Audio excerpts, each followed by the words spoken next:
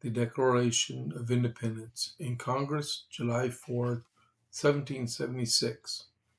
The unanimous declaration of the 13 United States of America, when in the course of human events it becomes necessary for one people to dissolve the political bands which have connected them with another and to assume along the powers of the earth the separate and equal station to which the laws of nature and nature's God entitle them, a decent respect to the opinions of mankind require that they should declare the causes which impel them to the separation.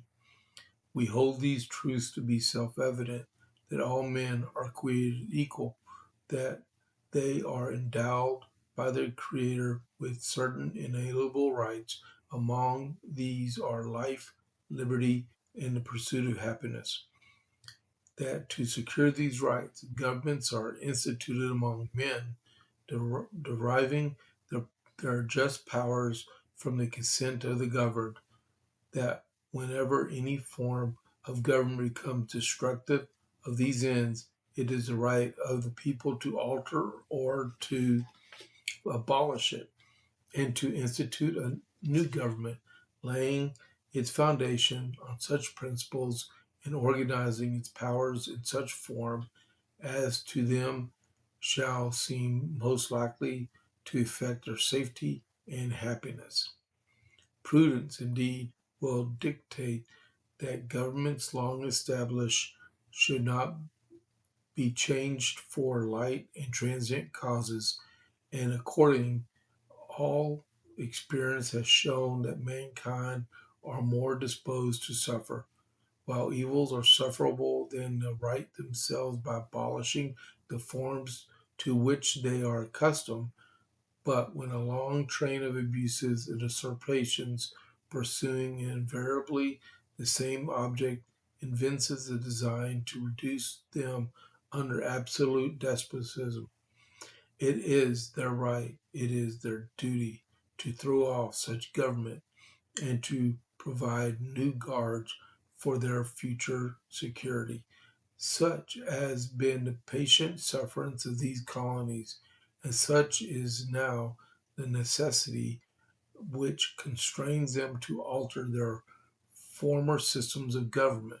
The history of the present King of Great Britain is a history of repeated injuries and usurpations, all having in direct object the establishment of an absolute tyranny over these states. To prove this, let the facts be submitted to a candid world. He has refused to assent to laws, the most wholesome and necessary for the public good. He has forbidden his governors to pass laws of immediate and pressing importance, unless suspended in their operation till his assent should be obtained. And when suspended, he has utterly neglected to attend to them. He has refused to pass other laws for the accommodation of large districts of people, unless those people would relinquish the right of representation in the legislature, a right inestimable to them and formidable to tyrants only. He has called together legislative bodies at places unusual, uncomfortable, and distant from the depository of their public records, for the sole purpose of fatiguing them into compliance with his measures. He has dissolved representative houses repeatedly for opposing with manly firmness his invasions on the rights of the people. He has refused for a long time, after such dissolutions, to cause others to be elected, whereby the legislative powers, incapable of annihilation, have returned to the people at large for their exercise, the state remaining in the meantime expose all the dangers of invasion from without and convulsions within. he has rendered to prevent the population of these states, for the purpose of obstructing the laws of naturalization of foreigners, refusing to pass others to encourage their migrations hither, and raising the conditions of new appropriations of lands. He has obstructed the administration of justice by refusing to assent to laws for establishing judiciary powers. He has made judges dependent on his will alone for the tenure of their offices and the amount and payment of their salaries. He has erected a multitude of new offices and sent hither swarms of officers to harass other people and eat out of their substance. He has kept among us in times of peace standing armies without the consent of our legislatures. He has affected to render the military independent of and superior to the civil power. He has combined with others to subject us to the jurisdiction foreign to our Constitution and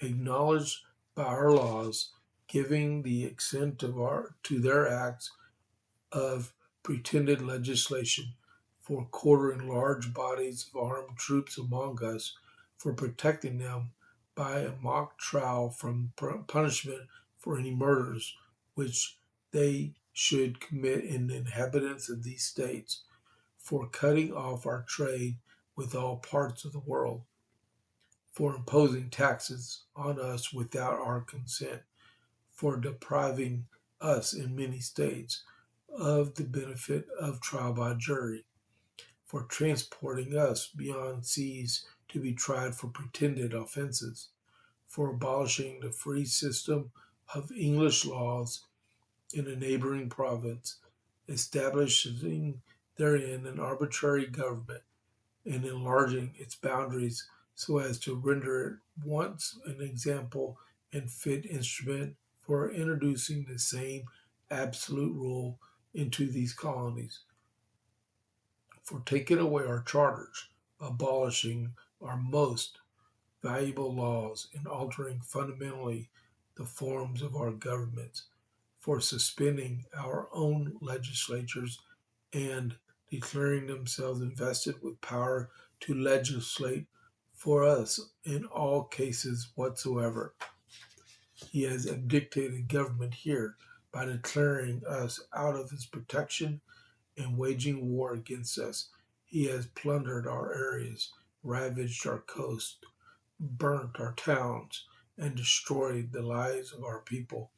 He is at this time transporting large armies of foreign mercenaries to complete the works of death, desolation, and tyranny, already begun with circumstances of cruel and perfidy scarcely parallel to the most barbarous ages and totally unworthy of the head of a civilized nation.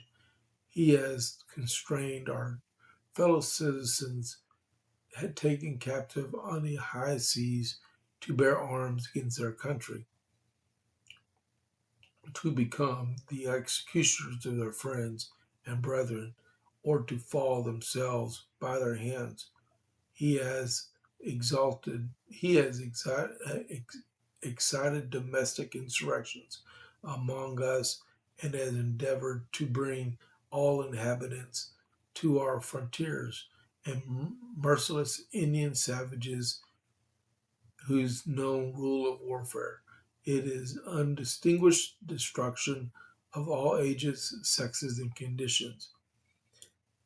Every stage of these oppressions we have petitioned to redress in the most humble terms.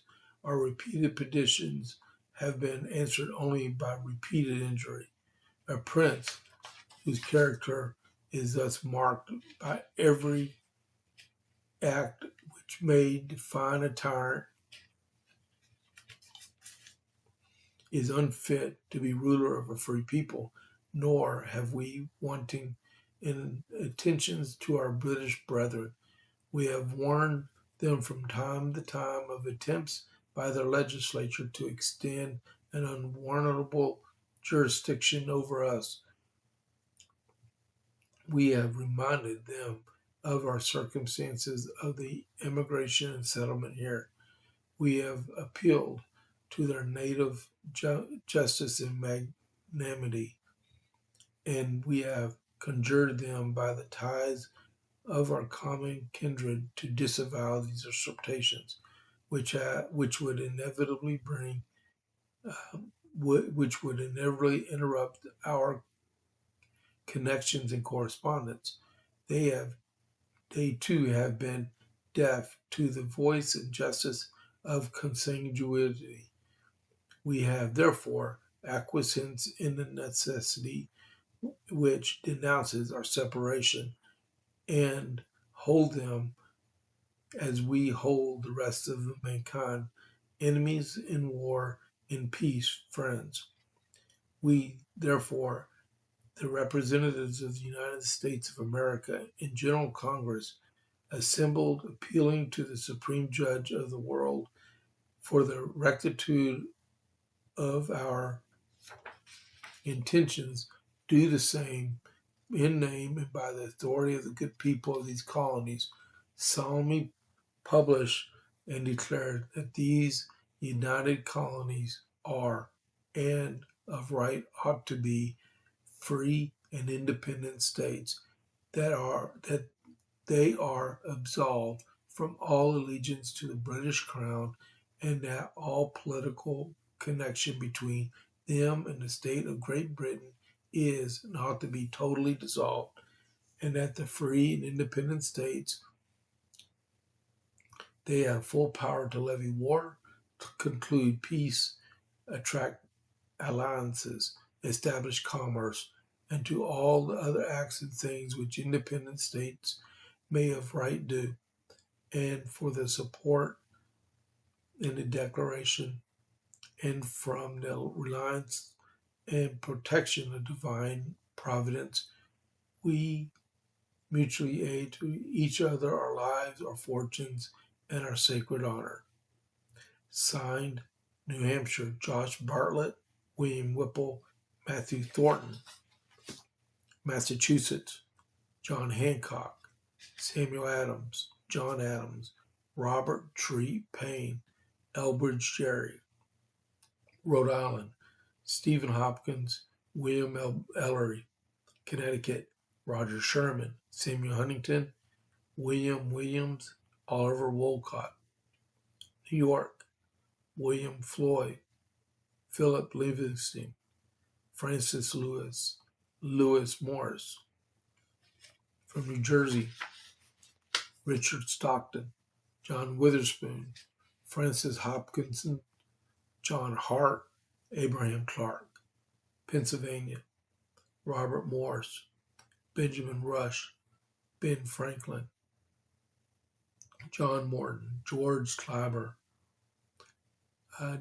James Smith, George Taylor, James Wilson, and George Ross. Delaware, Caesar Rodney, George Reed, Thomas McKeon. Maryland, Samuel Chase, William Paca, Thomas Paine, Charles Carroll of Carrollton. From Virginia, George Wythe, Richard Henry Lee, Thomas Jefferson, Benjamin Harrison, Tom Nelson.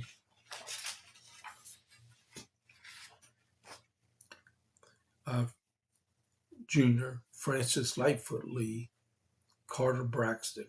North Carolina, William Hooper, Joseph Hughes, John Penn. South Carolina, Edward Rutledge, Thomas Hayward Jr., Thomas Lynch Jr., Arthur Middleton. In Georgia, Button Gwinnett, Lyman Hall, and George Walton.